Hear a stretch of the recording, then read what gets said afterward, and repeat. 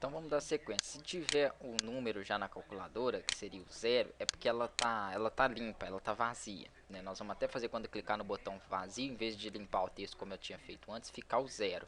Então o que ele vai ter que fazer? Ele vai ter que fazer basicamente isso aqui, ó. Ele vai pegar o texto, a caixa de texto, e vai colocar dentro dela o último número que eu digitei, que é esse sender, né, o número, aliás, do botão em que eu digitei. Vai ser esse sender has button, como eu expliquei, né? Sender é o botão que eu tenho em ação, então se eu apertei o 7 ele está pegando o texto dele, só que aqui eu tenho que colocar a propriedade text.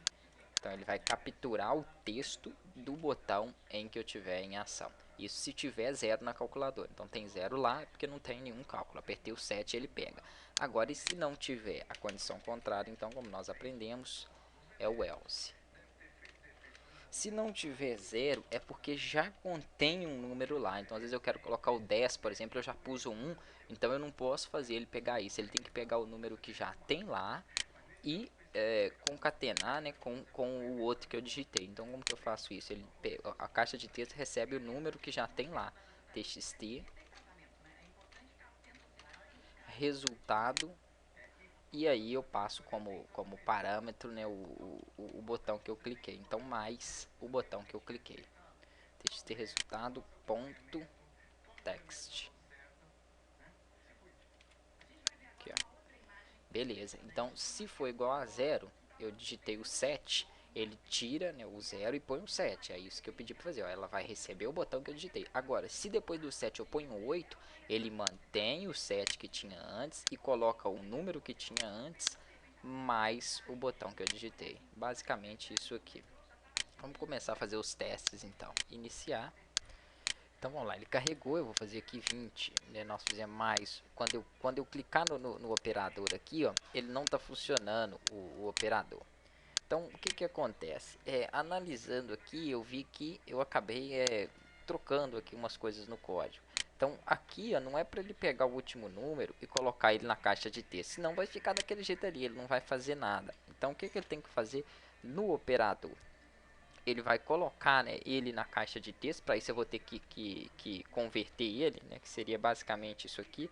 Essa linha tá até certa, porque o meu tava com a... Deixa eu voltar aqui. O meu tava com essa linha aqui, ó. Então eu tava mandando ele pegar o resultado e passar, né, o resultado mais o número que eu cliquei. Então ele dá um erro se você fizer dessa forma. Então ele tem que pegar o último número, né, por exemplo, eu digitei 5.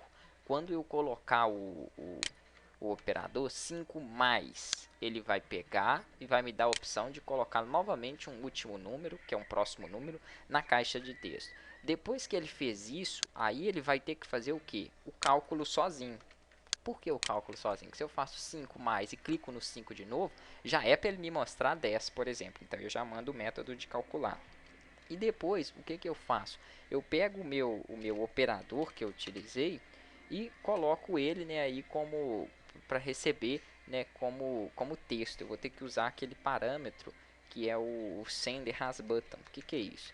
Isso aqui, ó, é o botão em que eu clicar, ele vai ser reconhecido como, ele vai ser pego, aliás, né, o parâmetro texto dele, o parâmetro text.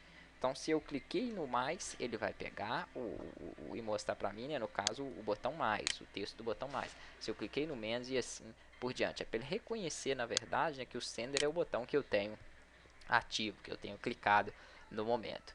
E vamos fazer os testes aqui. Então, iniciar. Ele vai abrir para a gente aqui.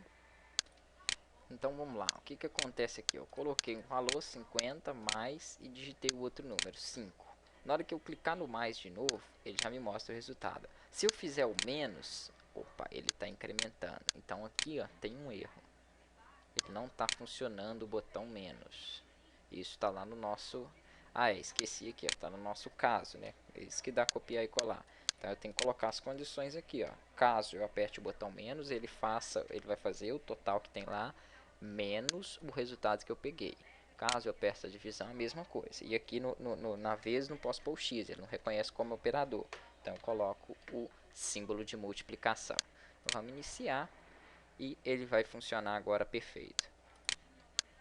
Então aqui, ó, 5 mais 5 Na hora que eu clicar no menos, ele já mostra para o meu resultado. Menos 4 mais 2 vezes 2. Então tá tudo certinho. Cliquei no igual, ele apresenta também para mim o resultado certinho ali. Então a única coisa aqui ó, que tá faltando é o limpar, né? O limpar nós até temos o código de programação dele prontinho aqui, ó. Tá tudo certinho. Ele deixa o texto, o texto txt resultado.txt, você deixa vazio assim, ele põe zero, porque ali tem valor numérico. Se põe zero daqui também dá a mesma coisa, mas não precisa. Por que então que ele não está limpando? Porque o meu botão limpar aqui, ó, eu não passei nenhum método para ele aqui. No clique não tem nada, então eu passo a minha ação de limpar ponto clique. Prontinho. Iniciar aqui a nossa calculadora. Teoricamente aqui está criada, né? Usamos aí diversos recursos e ela ficou bem completinha aí. Vocês podem implementar alguma coisa, né? Ou dar dicas aí se não conseguir para a gente estar implementando. 85 mais 5 dividido por 2 igual, perfeito, limpar.